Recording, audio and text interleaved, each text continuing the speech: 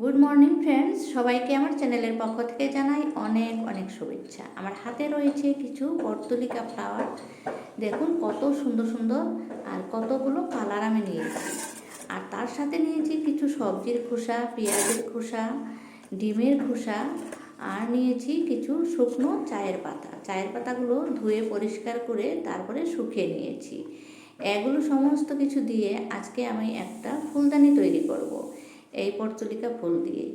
আপনারা হয়তো এরকম ফুলদানি তৈরি করেন নাই, দেখে নিন, যদি ভালো লাগে তাহলে আপনারাও করতে পারেন। আমি নিয়েছি একটা ছোট্ট দইয়ের পাত্র।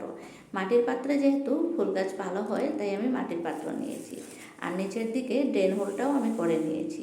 একটা ছোট্ট পাথর বসিয়ে দিয়ে কিছু মাটি দিয়ে দিয়েছি। কিছু মাটি দিয়ে তার উপর দিয়ে দিচ্ছি সবজির খোসাগুলো। সবজির খোসার সাথে কিছু পেঁয়াজের খোসাও রয়েছে। তার সাথে আমি দিয়ে দেব বাকি জিনিসগুলো। ডিমের খোসা হাত দিয়ে ঝুড়ো করে দিয়ে দিলাম, এইভাবে করে ঝুরঝুরে করে দিয়ে দিলাম। তারপরে কিছু চায়ের পাতা নিয়ে এসেছি। চায়ের পাতাতে তো আপনারা জানেনই অনেক পরিমাণে ক্যালসিয়াম রয়েছে, নাইট্রোজেন রয়েছে, আর ডিমের খোসাতে রয়েছে ক্যালসিয়াম। তাই আমি সমস্ত উপাদানগুলো একটি টবেই একদম পুরোপুরি করে দিলাম, সব দিয়ে দিলাম। তারপরে উপর দিকে আবারও মাটি দিয়ে দিচ্ছি। হয়তো ভাবছেন এরকম করে দিয়ে একদম সরাসরি কি গাছ বসানো যায়? হ্যাঁ, বসানো যায়। আমি এরকম করে সরাসরি গাছ অনেক বসিয়েছি। আর গাছ বড় হতে হতে এদিকে এই উপাদানগুলো ফার্টিলাইজার হয়ে যায়, সারে পরিণত হয়ে যায়। দেখুন মাটি দিয়ে একদম চাপা দিয়ে দিলাম। তারপরে আমি যে গাছগুলো নিয়েছি সেগুলো এখন তৈরি করব। বন্ধুরা, আপনারাও যদি ফুলের বাগান করে ভালোবাসেন বা সবজির বাগান করে ভালোবাসেন তাহলে আমার চ্যানেলে আসুন, চ্যানেলটা সাবস্ক্রাইব করে দিবেন। আর ভিডিও তো দেখেন সবাই, কিন্তু লাইক দেন না। আমি খুব রিকোয়েস্ট করে সবাইকে বলছি আপনারা যাতে লাইকটা দেন। আপনার একটা লাইক আমাকে অনেক সহায় করবে। এখানে আমি কয়েকটা কালার নিয়েছি, দেখতে পাচ্ছেন। এটা নিয়েছি লাল, তারপরে নিয়েছি এই যে মিক্স কালার একটা রয়েছে, সাদা আর গোলাপি। তারপরে নিয়েছি রানী কালার, একদম সাদাটাও নিয়েছি। সবগুলো নিচের দিকে পাতাগুলো এভাবে আমি স্কিপ করে দিলাম। আর নিচের দিকে যে পাতাগুলো স্কিপ করছি, এই পাতাগুলো দিয়ে গাছ হয় কি না অনেকে আমাকে জিজ্ঞাসা করেছেন। হ্যাঁ, এই পাতাগুলো দিয়ে কোনো গাছ হয়ে যায়, কিন্তু সবগুলো থেকে নয়। যেগুলো একটু বুড়ো পাতা থাকে সেগুলো দিয়েই গাছ হয়। আপনারা করে চেষ্টা করে দেখতে পারেন। যদি কাটিং না থাকে, এগুলো পাতা পেয়ে যান, পাতা দিয়েও করতে পারেন। আর কাটিং থেকে কিন্তু খুব সহজে হয়ে যায় এই কাজটা।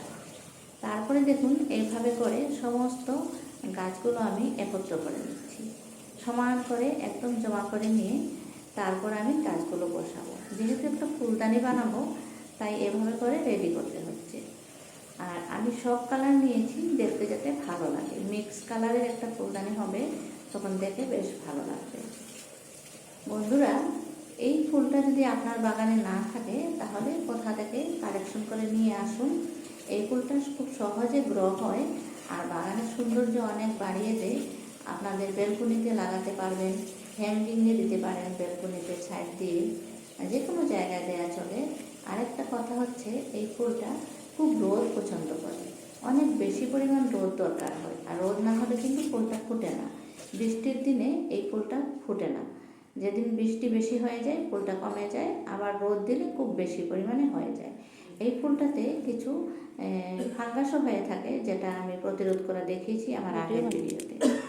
তারপরে দেখুন এভাবে করে রাবার লাগিয়ে নিয়ে আমি রেডি করে নিয়েছি।